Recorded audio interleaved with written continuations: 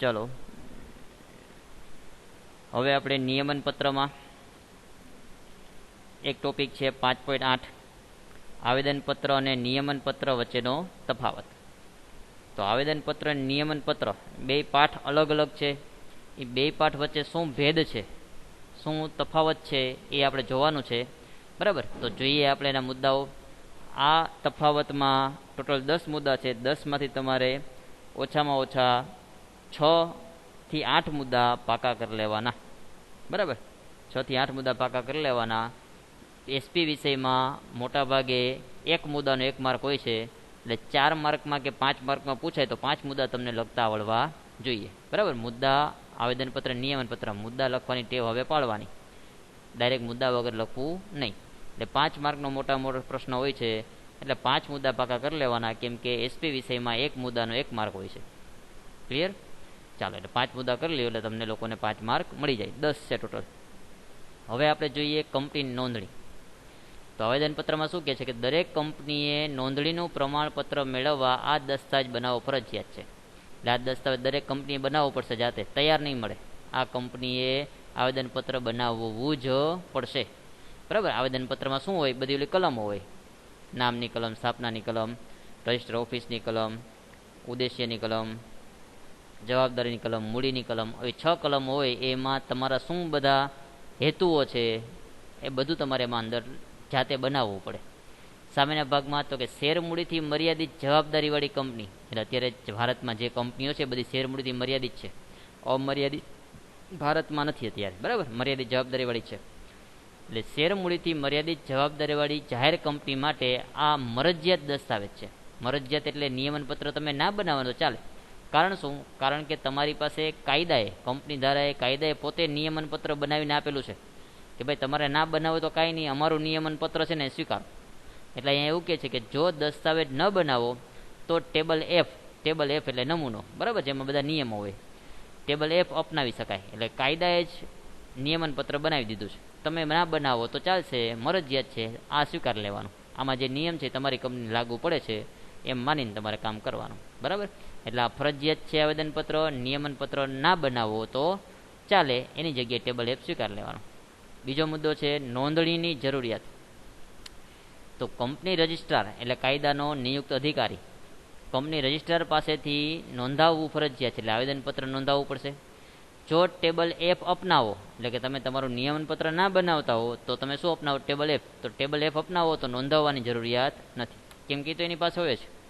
બરાબર, ત્યાર પછી મહત્વ, આવેદનપત્ર એ પાયાનો દસ્તાવેજ છે. પાયાનો એટલે કે બાહ્ય દસ્તાવેજ, એમાં બધું તમારી કંપની છે એ શું કરશે ભવિષ્યમાં એ અંદાજો આવી જાય.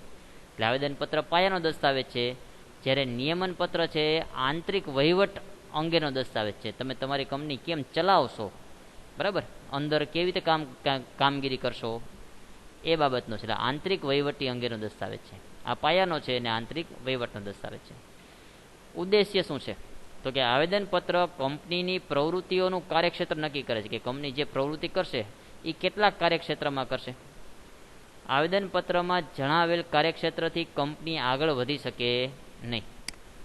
જ્યારે અહીંયા તો કે કંપનીનો આંતરિક વહીવટ કેવી રીતે ચલાવવો, એટલે કેવી રીતે ચલાવવામાં આવશે તે નક્કી કરવામાં આવે છે. 5મો મુદ્દો ફેરફાર. શું ફેરફાર છે? તો કે આવેદનપત્રમાં સહેલાઈથી ફેરફાર થઈ શકતા નથી. તેમાં ફેરફાર કરવા લાંબી વિધિ કરવી પડે છે, જે અટપટી અને ખર્ચાળ છે. ખાસ ઠરાવ પસાર કરવા પડે, જરૂરી પરવાનગી લેવી પડે, એટલે કેન્દ્ર સરકારની પરવાનગી લેવી પડે. આવેદનપત્ર છે તમારું એક આખું માળખું છે, બાહ્ય સ્ટ્રક્ચર છે, એમાં ફેરફાર થાય પણ થોડાક અઘરા છે, ખર્ચાળ છે. કેવી પ્રક્રિયા છે? અટપટી અને ખર્ચાળ. પરવાનગી પણ લેવી પડે. ખાસ ઠરાવ એટલે 75% મતદાન થવું જોઈએ. જ્યારે નિયમનપત્રમાં સહેલાઈથી ફેરફાર થઈ શકે છે. શેર હોલ્ડરની સામાન્ય સભામાં ખાસ ઠરાવ પસાર કરીને ફેરફાર કરવામાં આવે છે. એટલે શેર હોલ્ડરની સભા બોલાવો તમે ફેરફાર થાય. પણ ખાસ કિસ્સામાં, એટલે કાંઈ એવી બધી બાબત હોય કે જે કંપનીને ખૂબ જ લગતી હોય, તે ખાસ કિસ્સામાં ટ્રિબ્યુનલ એટલે કોર્ટની જે ટીમ હોય, ટ્રિબ્યુનલ કહેવાય, એટલે કોર્ટ, અત્યારે તમે કોર્ટ સમજો, ની પરવાનગી લેવી પડે. ત્યાર પછી છે સત્તાની મર્યાદા. તો કે આવેદનપત્રમાં નક્કી કરેલ ઉદ્દેશ્યની બહાર જઈને કંપની કોઈ કાર્ય કરી શકતી નથી. જો કોઈ કાર્ય કરવામાં આવેલ હોય તો કંપનીના સભ્યોને તેની મંજૂર કરી શકે નહીં. એટલે તમે સત્તા બહારનું કોઈ પણ કામ કરો ને પછી તમે સભ્યને એમ કહો કે ભાઈ તમે આને મંજૂર કરી નાખો ને, તો ના થાય. બરાબર. એટલે આવા કાર્યોને સત્તા બહારના કાર્યો કહેવામાં આવે છે. જ્યારે નિયમન પત્રની મર્યાદા બહાર કોઈ કાર્ય કરવામાં આવે તો કંપનીના સભ્યો તેને મંજૂરી આપી શકે છે. પણ જો તમે નિયમન પત્રમાં દર્શાવેલ નથી અને એની બહારનું કોઈ કામ કર્યું તો સભ્યો પાસે તમે મંજૂરી માંગી અને તે કાર્યને માન્ય રાખી શકો છો. એમાં મંજૂરી મળી જાય તમને. પછી સંબંધ. આવેદનપત્ર બાહ્ય જગત એટલે કે બહારની વ્યક્તિ અને જાહેર જનતા સાથે સંબંધ ધરાવે છે. જ્યારે નિયમન પત્ર એ કંપની અને તેના સભ્યો વચ્ચે આંતરિક સંબંધોનું નિયમન છે. બરાબર. નિયમ એટલે નિયંત્રણ, નિયમન એટલે નિયંત્રણ. સર્વોપરિતા. આવેદનપત્ર નિયમન પત્રને આધીન નથી. આવેદનપત્ર છે નિયમન પત્ર આધીન નથી કે ભાઈ નિયમન પત્ર હોય એના ઉપરથી આવેદનપત્ર બને, એવું નહીં. પહેલાં આવેદનપત્ર બનાવવાનું હોય, એના ઉપરથી તમારું નિયમન પત્ર બને. એટલા માટે એમ કહે છે કે આવેદનપત્ર નિયમન પત્રને આધીન નથી. પણ નિયમન પત્ર છે એ આવેદનપત્રને આધીન છે. કેમ કે તમારું પેલા આવેદનપત્ર બને તો એના આધારે આંતરિક નિયમ બને. તમારો મુખ્ય હેતુ શું છે એ તમને ખબર હોય તો તમે એના બધા નિયમો બનાવો. આવેદનપત્ર વિરુદ્ધ કોઈ જોગવાઈ નિયમન પત્રમાં હોય તો તે જોગવાઈ રદ બાતલ થાય. એટલે આવેદનપત્રની વિરુદ્ધની કોઈ વસ્તુ છે નિયમન પત્રમાં હોઈ શકે નહીં. ત્રાહિત પક્ષ.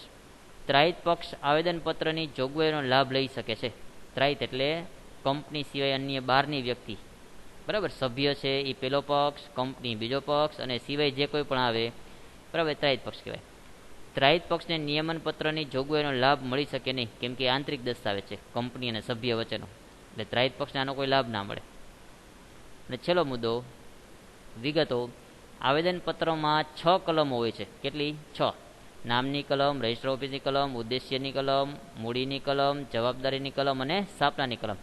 આ 6 કલમ હોય. જ્યારે આમાં શું હોય તો કે નિયમન પત્રમાં શેર મૂડી, તેના પ્રકાર, શેરની ફેરબદલી, બરાબર, અન્યને વેચો એ ફેરબદલી કહેવાય, જપ્તી એટલે શેર જપ્ત કરી લ્યો તમે, સંચાલક મંડળ, સભા સંચાલન, હિસાબો, મતાધિકાર વગેરે અંગેની જોગવાઈનો સમાવેશ કરવામાં આવે છે. આ 10 બાબતો છે. 10માંથી ઓછામાં ઓછા 6 મુદ્દા પાકા કરી લેવાના કે જેના કારણે તમે 5 વ્યવસ્થિત લખી શકો. તો આ પાઠ છે આપણે અહીંયા પૂરો કરીએ છીએ. ચાલો.